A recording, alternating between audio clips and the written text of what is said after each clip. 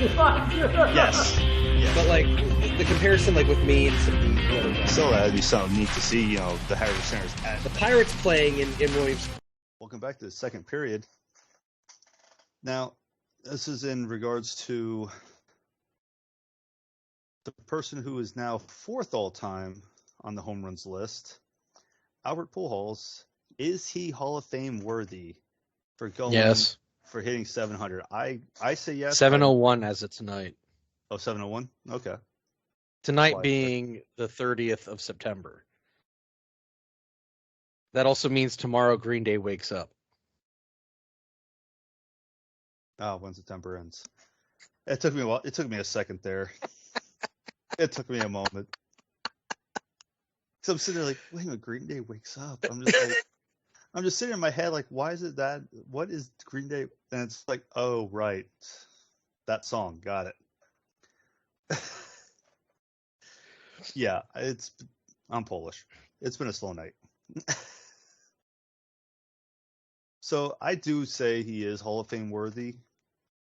Now that's also pending if something stupid does not come up. You never know. Yes, I mean, so far he's definitely had a hell of a career. From the Cardinals to Angels, the Dodgers, and back to the Cardinals. 2 World Series, 11 All-Star appearances, 3 NL MVPs. And that's just a start. That's just the top list of what Rookie of the Year, Championship Series MVP, 2-time Gold Glove winner, 6-time Silver Slugger, 2-time Hank Aaron Award winner. I mean, he's one of the true all-time greats. Over 3,000 hits, almost 300 batting average, 701 home runs, 2,208 runs batted in. To me, it's a no-brainer. He's an all-star, but not an all-star, a Hall of Famer. But I'm not on the Hall of Fame committee, and there's one guy who didn't vote for Derek Jeter. So what do I know? Yeah, we don't know anything. But now, do you think he still has another year in him, or you think this is actually his last year? Because I know some. I think this is actually his last year. Because I know some players, and firsthand of always hearing this, I'm retiring, and they just show up for one more year. I say this because if he's at 701, he's 13 behind Babe Ruth. Do you think if he stays in one more year, he could surpass Babe Ruth? I mean, he's only 13. I mean, I would say, yeah, he could, and just sit at number 3. Because Hank Aaron's number 2 was 755. I don't think he needs to be a Hall of Fame. No, but it's just going up the rankings. I'm going to catch so much heat, but I know I got 2 people in my corner with this, being John and Brad. I am so sick of the specter of freaking Babe Ruth in professional baseball. Every other sport moves the goalposts for what the greatest of all time is. I love baseball. Baseball is my favorite sport. But why do we insist on calling Babe Ruth the greatest baseball player of all time when he wouldn't make it out of the minor leagues today? Oh, beer and hot dogs back then. I mean, that's all the training was. Oh no, he would not come. No, he would not be able to do.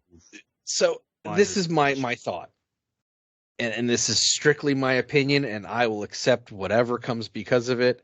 To me, the greatest of all time in a sport is someone who should be able to be plunked into whatever era and be able to perform at a high level.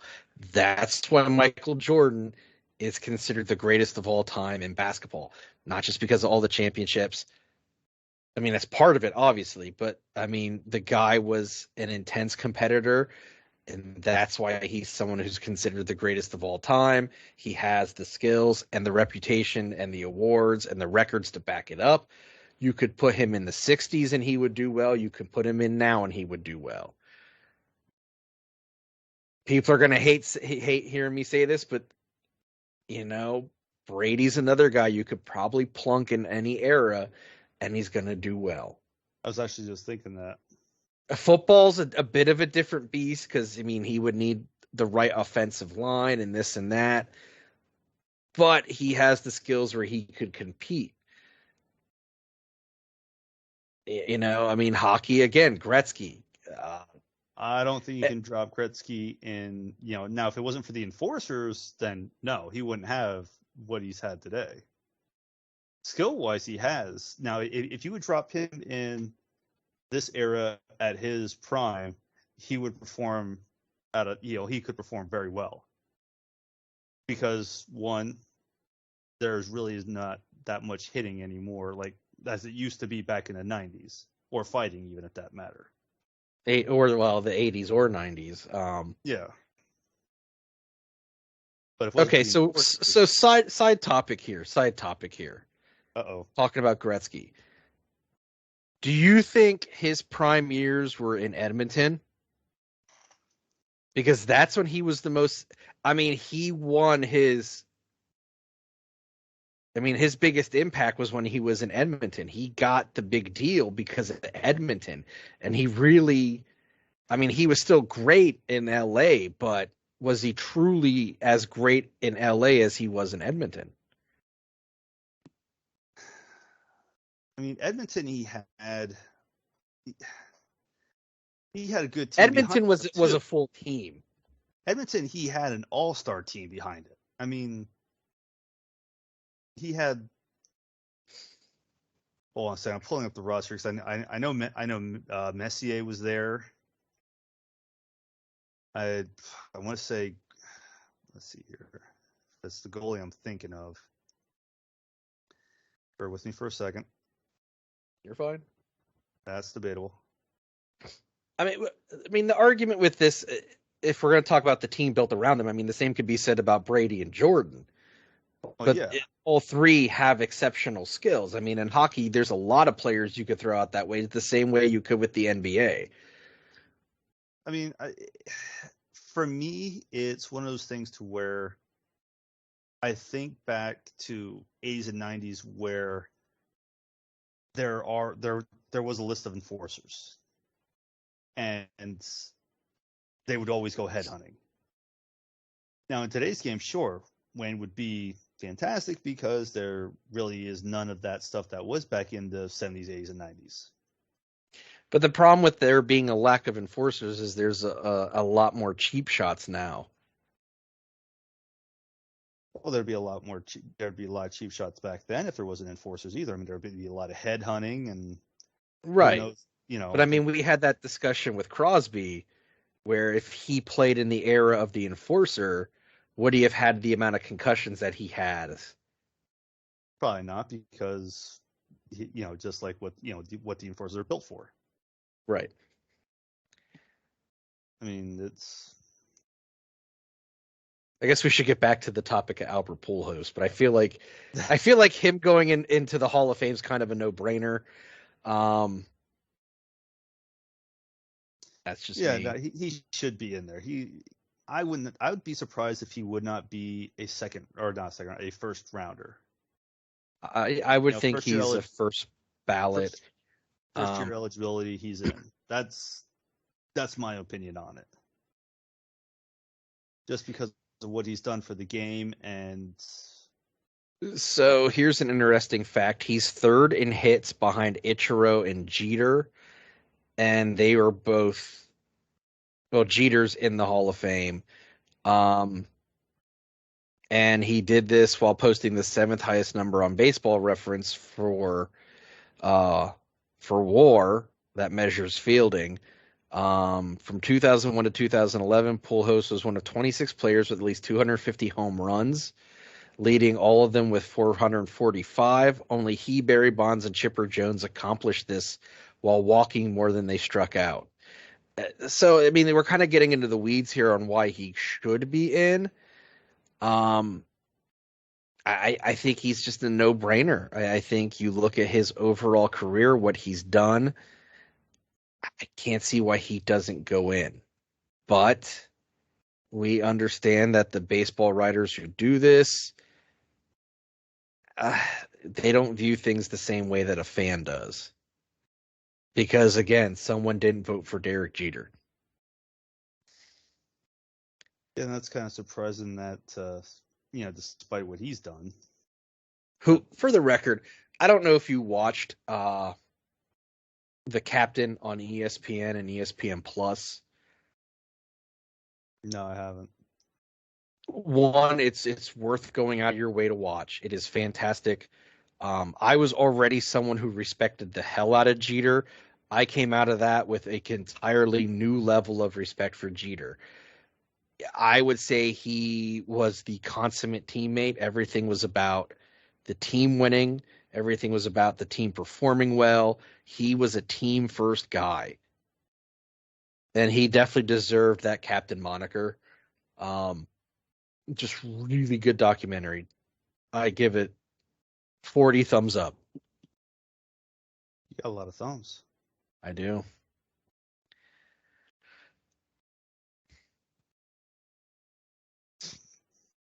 Yeah, I have to take a look into that. Yeah, highly, really good stuff.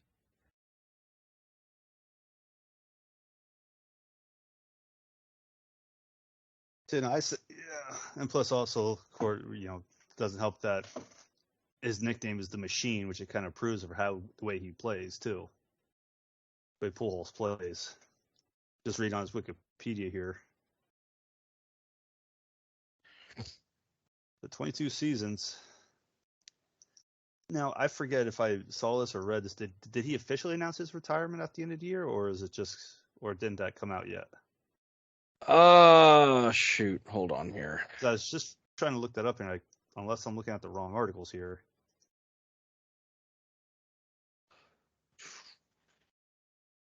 He said his playing career is over at the end of the season regardless. I'm going to retire no matter whether I end up hitting 693, 696, 700, or whatever. I'm not getting caught up in the numbers. So he's going to retire no matter what. And that's as of August 21st. So, yep. Okay, then I must have overlooked that part. But hey, I mean, if he doesn't care about the numbers and just love to play, I mean, that just shows how much he loved the game too. Not just how much of the skill he has for it, but just how much he loves the game. So, you good? Yeah, I'm good. I'm debating on who I would actually consider the GOAT of baseball, but not Babe Ruth. Not Babe Ruth, and I think it's a little tougher with baseball to consider someone to be the true GOAT. I definitely think there's an argument for Griffey. There's an argument for Jeter. I think you could go through the 70s, 80s, 90s to the 2000s, and there's going to be a ton of guys that you can make an argument for. And with all the different metrics and whatnot for baseball, you could be getting caught up in the weeds trying to figure out who the true GOAT is. I'm just saying I'm having a hard time accepting the true GOAT of baseball being someone who played many decades ago, who probably wouldn't play well at all in the modern game.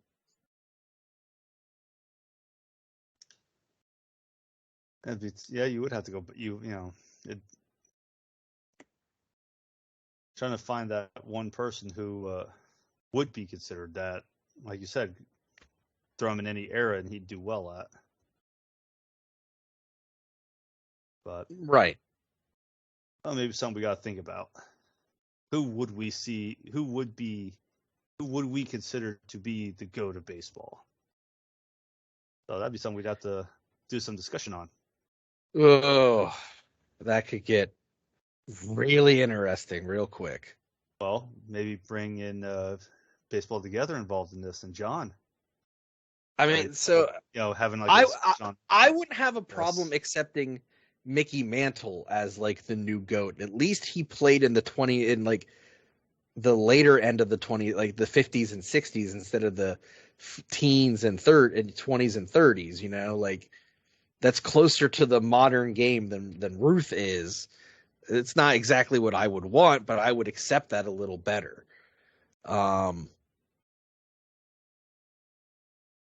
don't want to hear this nonsense about Mike Trout being the GOAT when he's done nothing. That's just me.